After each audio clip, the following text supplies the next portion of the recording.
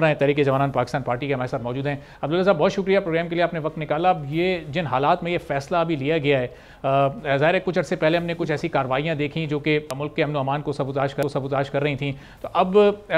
कितना कामयाब होगा ये ऑपरेशन, क्या क्या करना होगा हमारी फोर्सेस को, और जो इसके तरीक़ेकार पर बात हो रही है इंटेलिजेंस बेस्ड ऑपरेशन, ये किस तरह मुख्तलिफ होगा दूसरे ऑपरेशन से? बिस्मिल्लाहिर्रहमानिर्रहीम, बहुत शुक्रिया आपका। मैं आपको इसकी थोड़ा सा बैकग्राउंड देना चाहता हूं कि ये ऑपरेशन अज़्म इस्तेहकाम जो है, असल में ये वही तसलसल है जो आर्मी पब्लिक स्कूल के बाद के जो है एक जो अजीम तरीन सानिया था, जो कि मेरे ख्याल में आज भी कौम के जो ज़ख्म हैं उस हवाले से वो ताज़ा हैं। दिल खराश वाक़यात थे, जिस तरीके से हमारे बच्चों को चीरा गया, उसके बाद एक तमाम कुव्वतों को, तमाम पॉलिटिकल पार्टीज को साथ बिठाया गया, स्टेक होल्डर्स को, और एक फैसला किया गया कि हमने जो है नेशनल एक्शन प्लान बनाना है, और नेशनल एक्शन प्लान के 21 नुकात जो है उसमें आए, जिसके अंदर से 4 अफवाज पाकिस्तान के जिम्मे में आते थे, जो कि आज तक वो अदा कर रहे हैं बतरीके एहसन। लेकिन दूसरी तरफ जो है, जो कि डिप्लोमेटिक एफर्ट्स होनी थी, सियासी एफर्ट्स होनी थी, बयानियां बनाने थे, और जो आपको आवाम के अंदर जो शऊर उजागर करना था, वो तमाम हुकूमतें जो आज तक की जो हुकूमत, क्योंकि अभी तक तो ये हुकूमत ने कहा है, लेकिन अमलन क्या करती है ये वक्त बताएगा, लेकिन अभी तक इनका नजर ये आ रहा है कि इन्होंने अपनी कोशिश जारी रखी हुई है, लेकिन हुकूमतों ने उसके ऊपर कोई अमल दरामद नहीं किया, और बुरी तरीके से वो जो नुकात 17 उनके जुमरे में आते थे उसमें नाकाम रहे। अब देखने वाली बात यह है कि ऑपरेशन के बाद जो ज़रबे अर्ज़ हुआ, उसके बाद रद्दुल फसाद हुआ, फिर खैबर 1 हुआ, खैबर 2 हुआ, राहे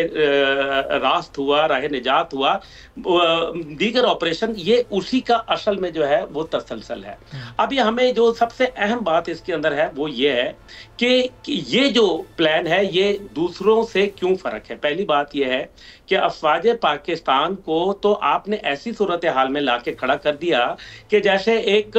जो जहाज से आप किसी को बहरी जहाज से बाहर फेंक देते हैं समुद्र में, और उसको साथ आप लाइफ जैकेट भी दे देते हैं, ना वो डूब सकता है और ना वो तैर सकता है। अफवाज पाकिस्तान के लिए ना आपने कानून जो है बनाए, ना उनके शोहदा के हवाले से आपने कोई पॉलिसी बनाई। नतीजा ये हुआ कि रोजाना के रोजाना जो है वो आपने कुछ अरसे से, जिसका जिक्र आपने भी किया, खुद निगरान वजीर आजम ने कहा कि 60% दहशत गर्दी के वाकयात में इजाफा हुआ, और टारगेट जो है वो सिर्फ और सिर्फ अफवाज पाकिस्तान, एफसी और पुलिस, और ज्यादातर अफवाज पाकिस्तान के लोगों को जो है वो बनाया गया। अब ये बात तो बिल्कुल वाज़ेह है। इसका मतलब यह है कि ये टारगेटेड ऑपरेशंस हैं, इंटेलिजेंस बेस्ड ऑपरेशन जो हैं वो तकरीबन 13,000 ऑपरेशन इससे पहले हो चुके हैं। 7 मई की जो प्रेस कॉन्फ्रेंस थी DGI-SPR की, उसके मुताबिक अब देखने वाली बात यह है कि अगर आपने कानून साजी नहीं करनी, आपने जो है वो सियासी बयानियां नहीं बनने देना, अगर आपने सियासी अदम इस्तेहकाम जो है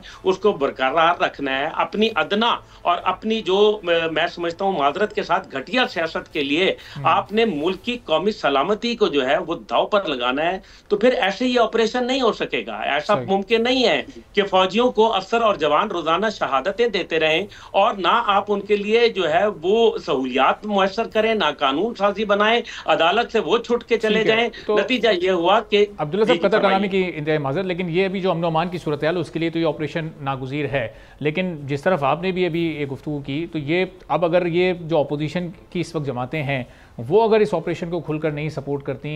तो फिर ये ऑपरेशन किस तरह से कामयाब हो सकेगा, क्योंकि एक सियासी अदम इस्तेहकाम है वो भी हमारे मुल्क में मौजूद है। और आप साहब, मैं आपसे एक सवाल पूछना चाहता हूँ। आप मेरे भाई हैं, मैं पूरे कौम मेरे भाई और मेरे उनके साथ ताल्लुक है। मैं ये पूछना चाहता हूँ कि कितने सियासतदानों ने अपने बच्चों को जो है वो दहशतगर्दी की जंग के खिलाफ भेजा। आज अगर आप और मैं महफूज है ना, यकीन माने कि हमने वो वक्त देखा जब हमारे लोगों के चीथड़े उड़ा दिए गए, जहां वुकला के चीथड़े उड़ा दिए गए, जजों के, सियासतदानों के, आम आवाम के। याद होगा आपको ये सारी बात। नतीजा क्या हुआ? आज वो क्यों नहीं हो रहा? इसलिए कि सीने के ऊपर हमारा सिपाही गोली खा रहा है, हमारा अफसर जो है वो लाशों के सूरत में जो है वो यहाँ आ रहे हैं। रोजाना जनाजे होते हैं, ये मामूली बात नहीं है, ये जनाजे बड़े भारी होते हैं, इनका वजन होता है। अब इनके ऊपर अगर आपने ये गोली खा रहे हैं हमारे लिए, अगर इनके ऊपर आपने सिर्फ सियासत करनी है और आपने जो है बताना, फिर नतीजा ये निकलेगा कि ठीक है, फिर फौज साइड पे हो जाएगी, आप लड़ें फिर जाके, फिर जब वो आपके घरों में घुसेंगे,